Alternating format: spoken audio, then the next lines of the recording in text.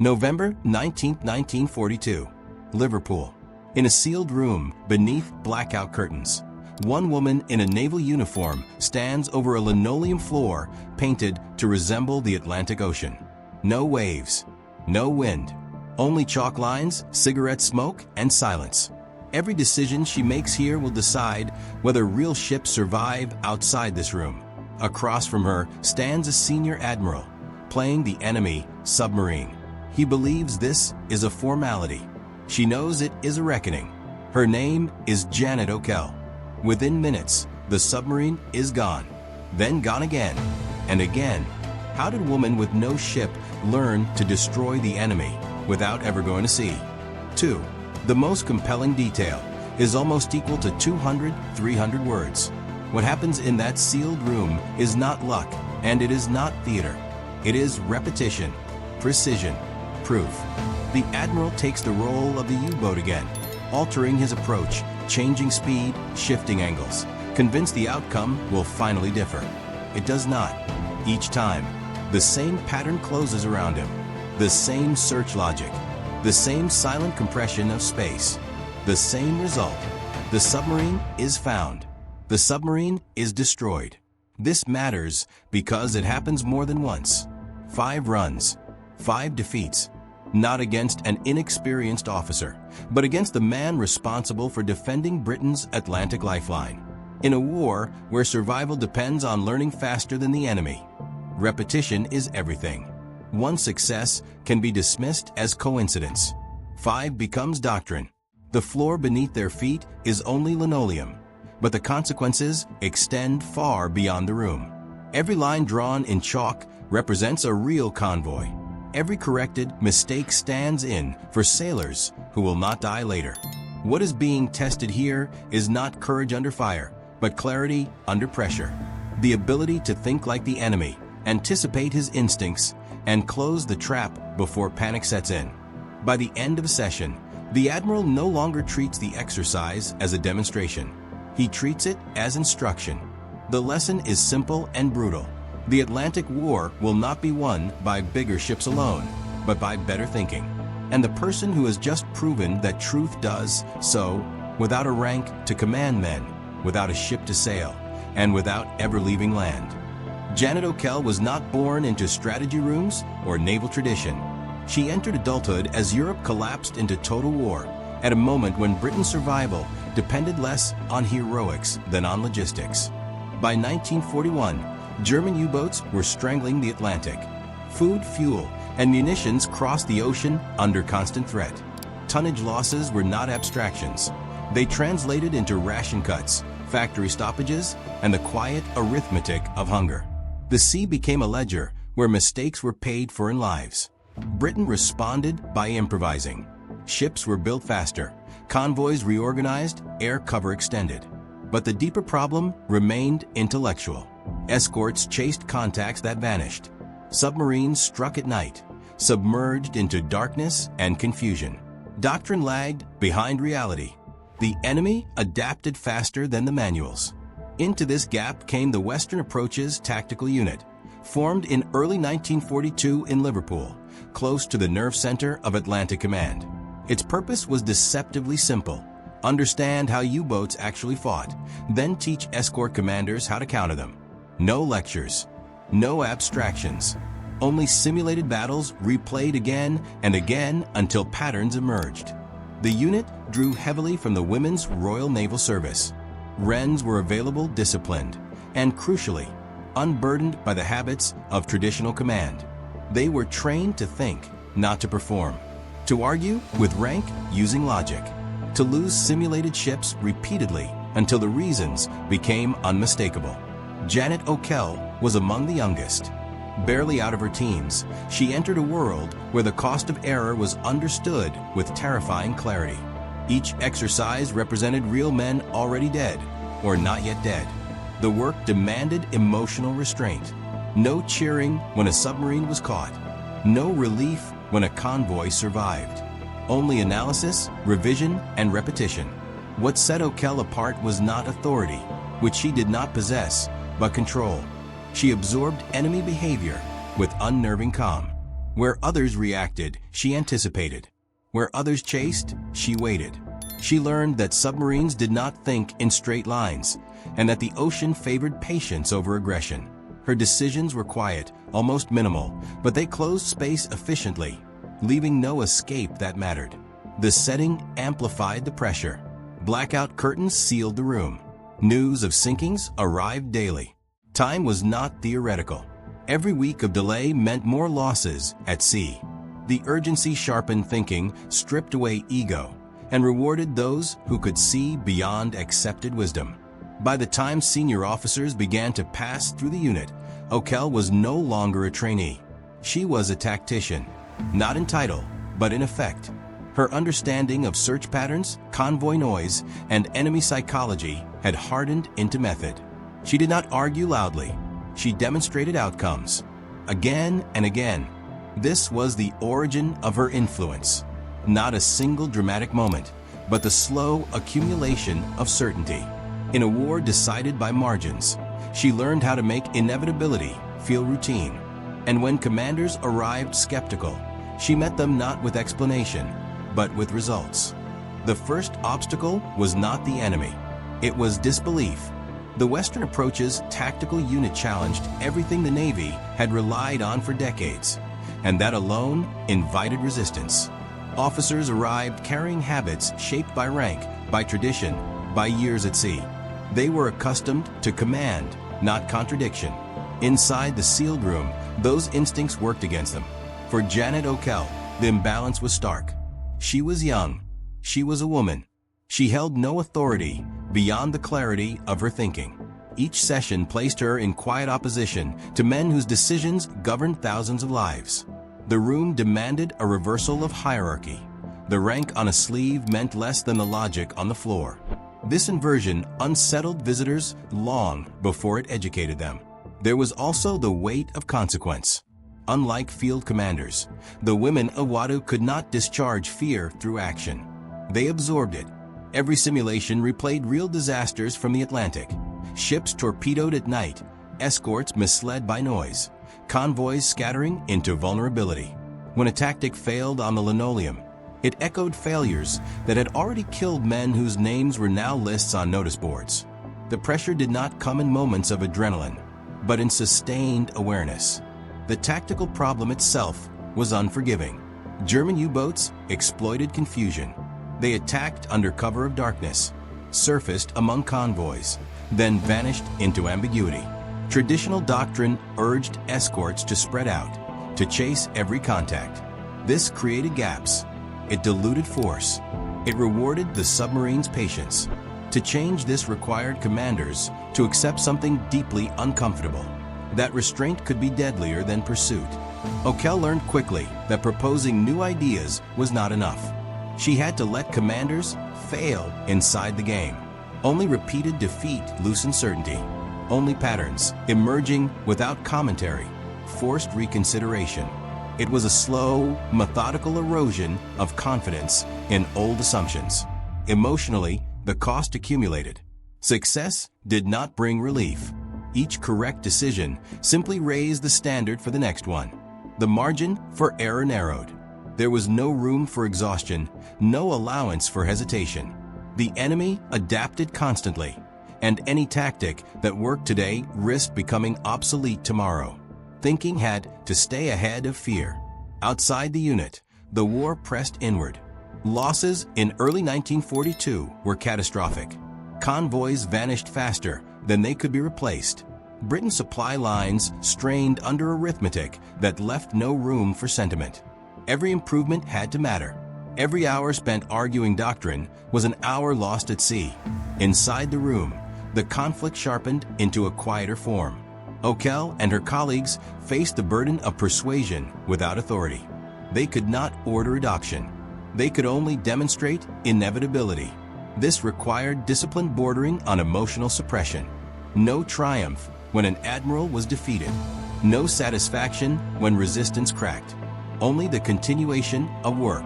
The most difficult moments came when skepticism hardened into dismissal. Some officers treated the exercises as intellectual curiosities. Others saw them as challenges to their competence.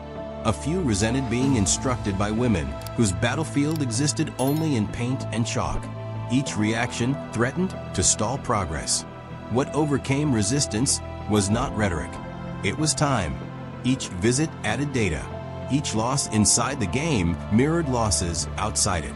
Slowly, grudgingly, the gap between theory and reality closed. The room began to change minds not through persuasion, but through accumulation. By the end of 1942, the conflict within WWII was no longer about whether the methods worked.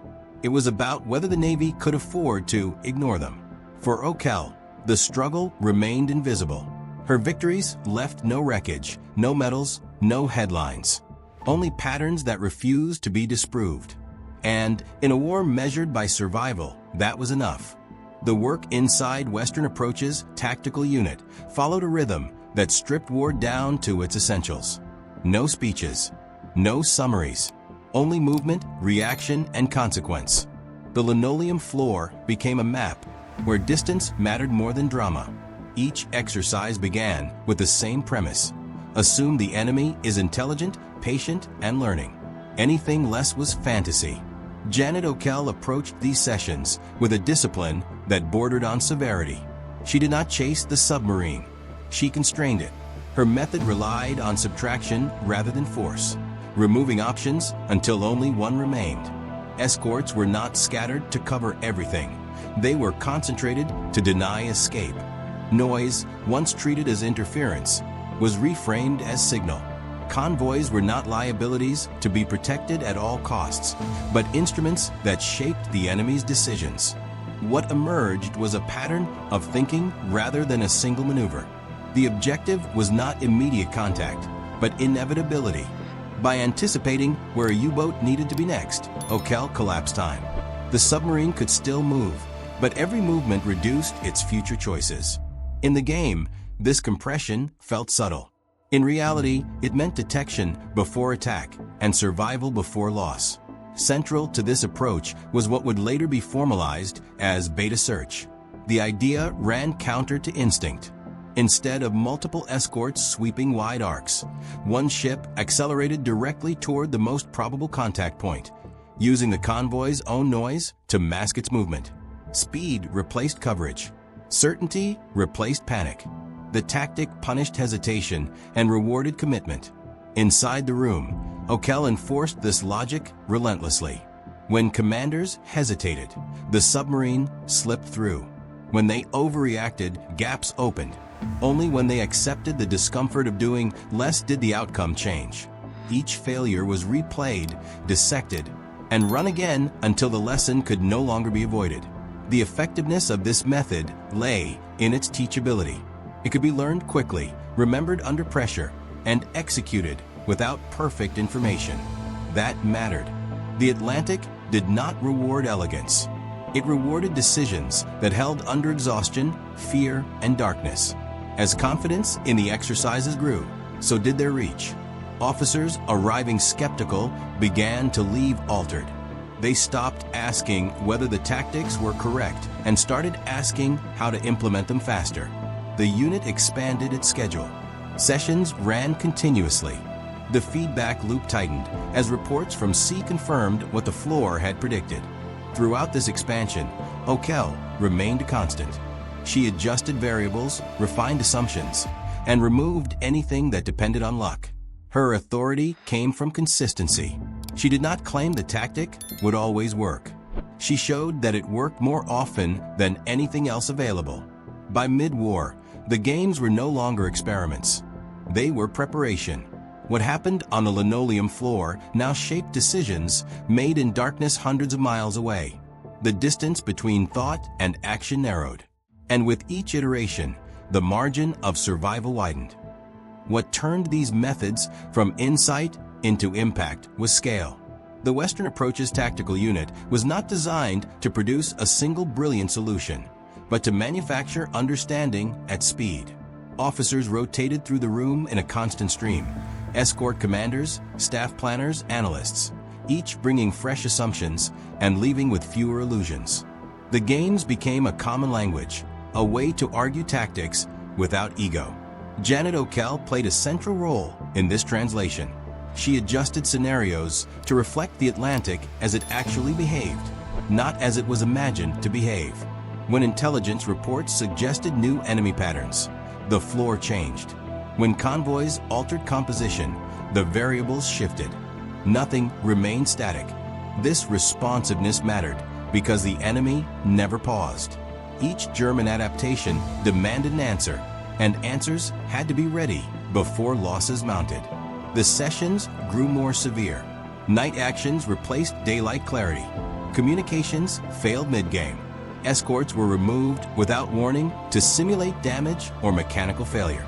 Decisions had to be made with incomplete information, under time pressure that mirrored reality. The objective was not perfection, but resilience. Tactics that collapsed under stress were discarded. Those that held were refined. What distinguished Okell's approach was a refusal to personalize outcomes. Success was not attributed to individual brilliance, but to method. When an officer executed a maneuver correctly, she pressed further. When they failed, she did not explain immediately. She reran the sequence until cause and effect became unavoidable. Learning arrived through experience, not instruction. As graduates returned to sea, confirmation arrived in fragments. Reports of convoys surviving attacks that would once have succeeded. Submarines forced to break contact earlier. Escorts maintaining cohesion instead of scattering into vulnerability. No single report proved anything. Together, they formed a pattern that aligned precisely with what the floor had predicted. The unit's influence expanded beyond individual tactics. It reshaped how commanders thought about uncertainty. Instead of reacting to each contact as an isolated threat, they began to manage probability. Instead of dispersing strength to cover fear, they concentrated it to impose logic. This shift was subtle but decisive.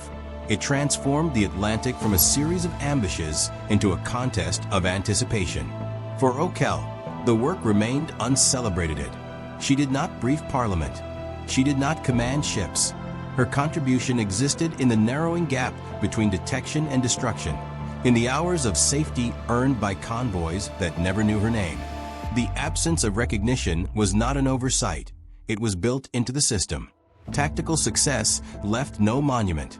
Yet by the time the Atlantic tide began to turn, the intellectual architecture was already in place. The linoleum floor had done its work. What began as chalk lines and smoke had become muscle memory at sea. Decisions made in darkness now echoed decisions rehearsed on land. This was the culmination of her development, not a moment of triumph, but the quiet realization that ideas had escaped the room and taken hold. The war continued, brutal and costly, but the margin had shifted. And in a conflict measured by supply lines and survival, that shift was everything.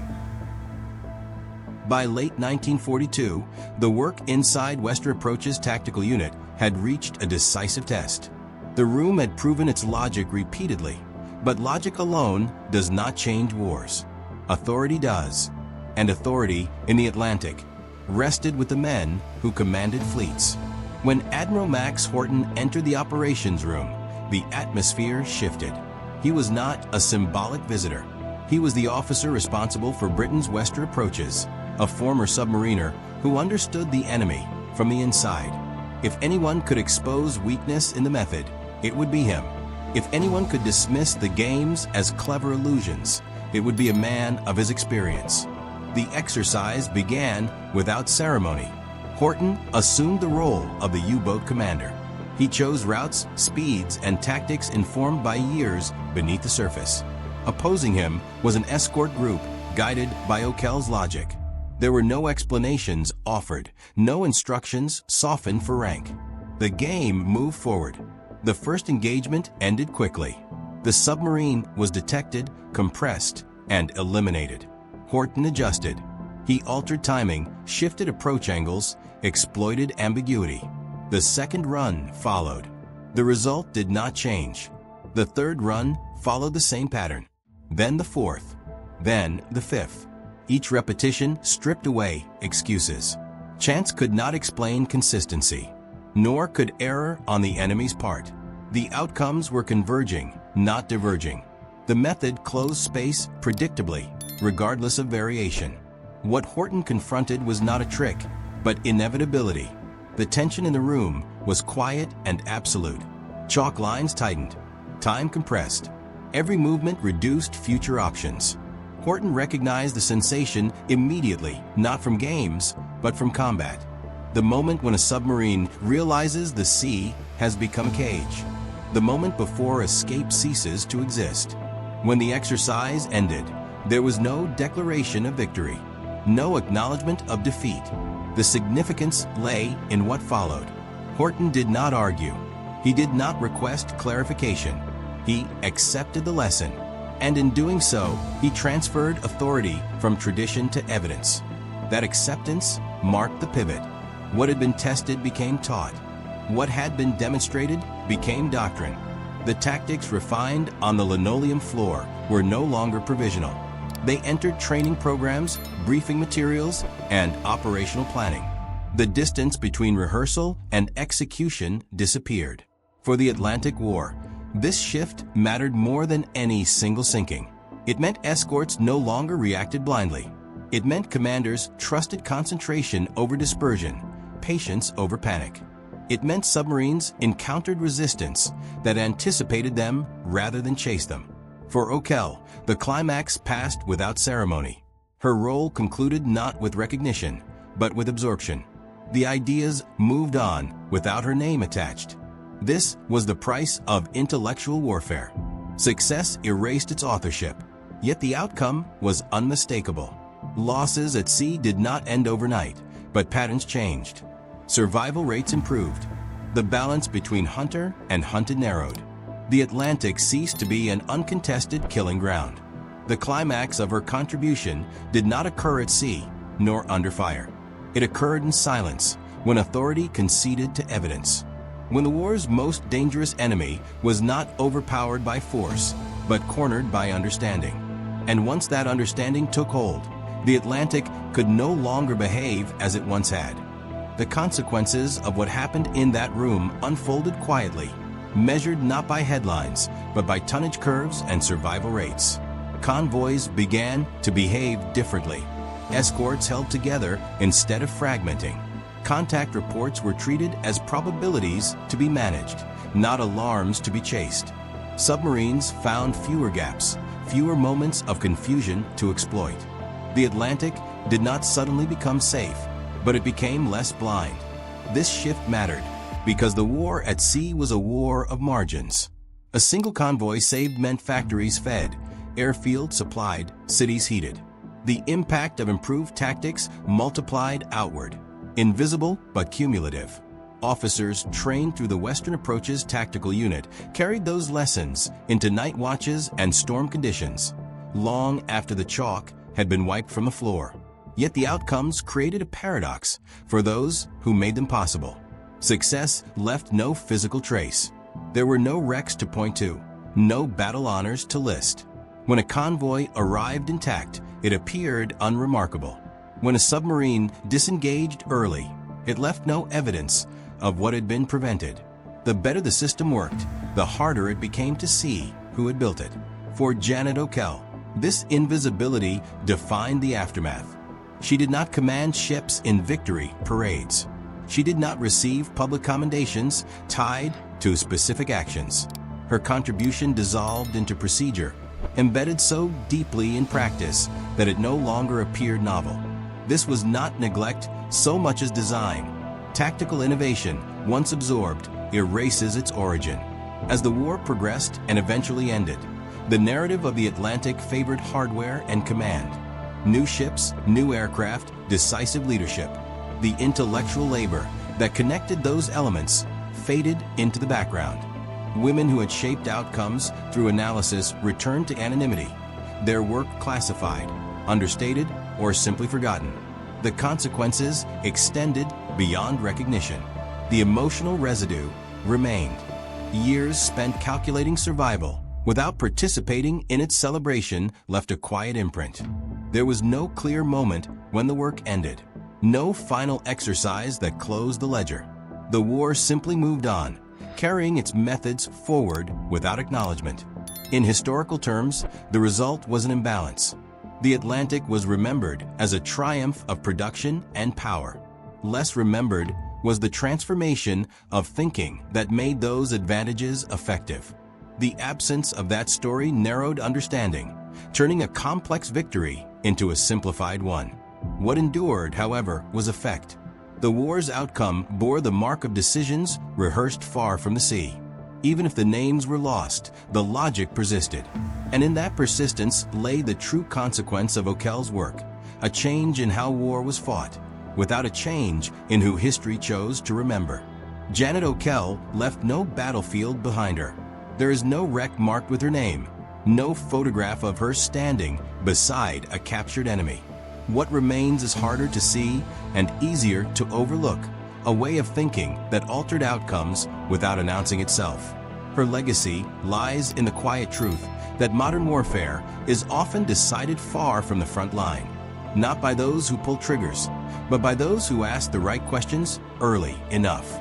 The work she did at Western Approach's tactical unit demonstrated that intellect, when disciplined and tested, can become as lethal as any weapon. It also revealed how easily such contributions vanish once they are absorbed into routine. There is an unease in this kind of remembrance. It forces a reckoning with how history assigns value. Acts of visible courage are celebrated. Acts of invisible prevention are not. Lives saved do not leave evidence. Disasters avoided create no monuments. The better the thinking, the less there is to commemorate. Okell's story also challenges assumptions about authority. She did not rise through rank. She did not command by order. She influenced through inevitability. When evidence became undeniable, power adjusted. That adjustment, not any single tactic, was her most enduring achievement. In a broader sense, her life represents countless others whose wartime labor remains unrecorded. Women who analyzed, calculated, and rehearsed survival for people they would never meet. Their reward was not recognition, but the knowledge that fewer ships failed to arrive, fewer families received telegrams, fewer losses became necessary. To remember Janet Okell is to widen the lens of history, to accept that wars are not only won by those at sea or in the air, but also by those who never leave the room where decisions are shaped. Her contribution reminds us that power does not always announce itself. Sometimes it works in silence, altering the course of events so thoroughly that its presence disappears. The Atlantic War ended long ago. The methods endure. And the question remains, how many victories in history belong to people whose names were never meant to be spoken?